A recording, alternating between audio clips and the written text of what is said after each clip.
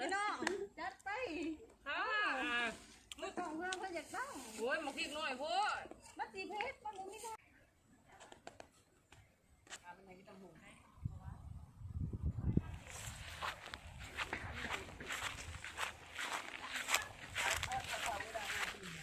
เขาไม่กินตั้มหุ้งกับเจ้าเลยนี่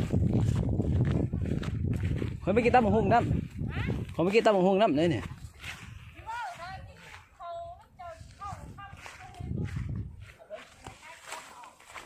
เขาไม่กินตั้มหุ้งน้ำไปซื้อเลยนี่นั่นเลยมันก็ทิ้นลายนี้มันก็ทิ้นหน่วยใหญ่อีหลีมาให้กับปีนขึ้นเอาเดียวนี่นี่นั่นเลยมันก็ทิ้นมึงยาเดียวนี่นี่บอกง่ายยังไม่ไหวทันบอกอันนี้มันก็ทิ้นนมบักใหญ่กินตั้มหุ้งพี่น้องมาเด้อเลยว่าแล้วพวกเจ้าเฮยังเข่าก็ชิมุนเบิดแล้วนี่ออกนี้ตัวนี้นี่ยังเลยเฮยังเลยตายังเอาคนโตเขามันเข่าค่อยเบิดแล้วบาทนี่เพื่อจะฮักแล้วเจ้าไม่ได้เรื่องเลยซ้อมโตเจ้านี่ยังเลยงูเห่าเลยตายพวกเจ้าเข่าค่อยล้มพูดไม่ได้เรื่องให้แน่นี่คล้องเขาสีในไทยอะไรวะเนี่ยดิสโก้ก็พอดิสโก้บานนี่ยังเนี่ยซุ่มนี่เฮ็ดเขาค่อยฮักเบิดแล้วบานนี่ใต้คักบานนี่เขาก็สิได้เกี่ยวอยู่บ่นี่น้ำท่วมนี่เกี่ยวแล้วข่อยไปเกี่ยวอยู่ โอ้บ่ได้เรื่องบ่ได้เขาล่มน้ำก็มีพี่น้อง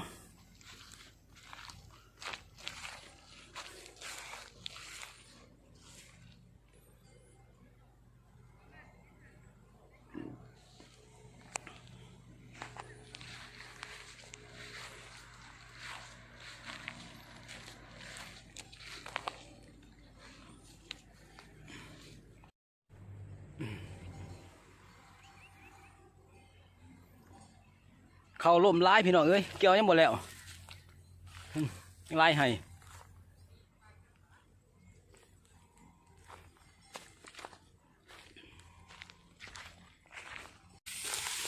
เอาไปอะไรดิ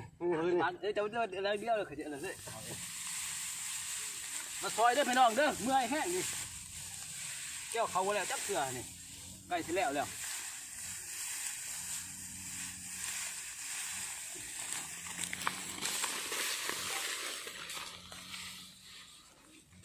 เมื่อยร้ายมือนี่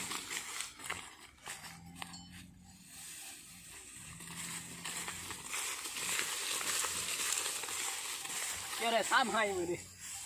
เมื่อยมือ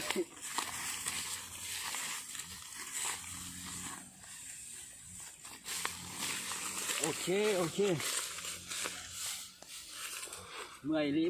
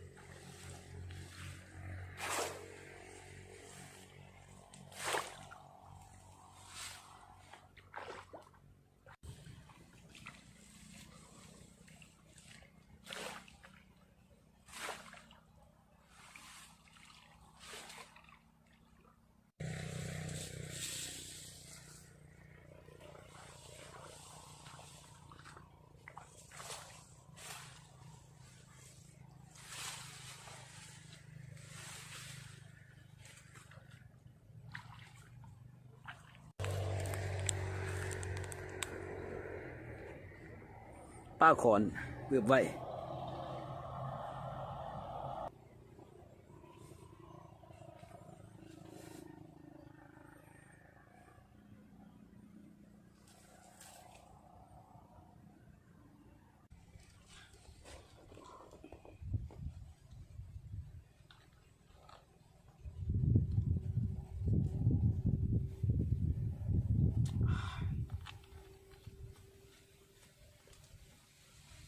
ดห้อยร้ายพี่น้องเดี๋ยวจะไปงุ้มหอยงุ้มปลาน้ำคอนร้ายอีหลีอยู่หน้านี่อยู่น้องนี่น้ำคอนเต็มเลย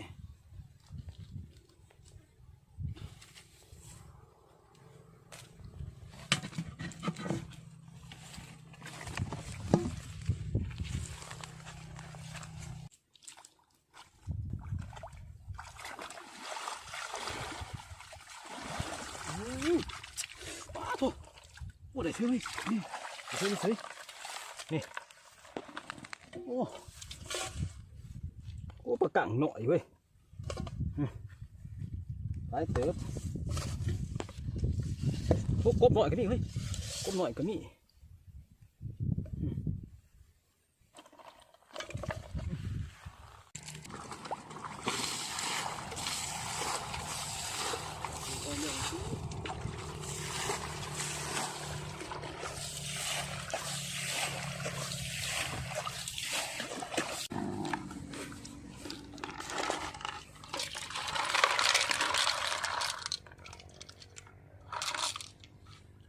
เป็นไรเติบพี่น้อง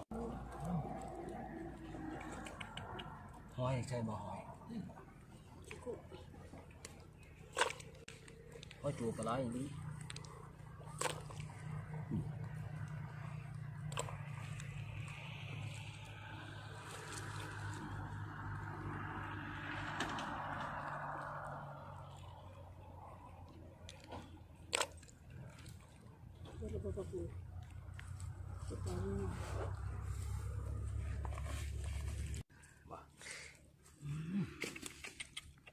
โอ้ปลาไหลพี่น้อง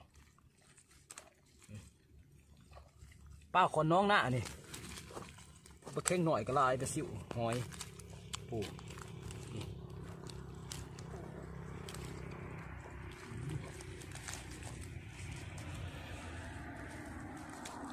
กูหน่อยลายอย่างนี้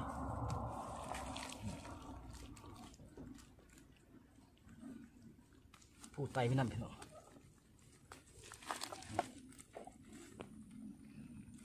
ลายเติบ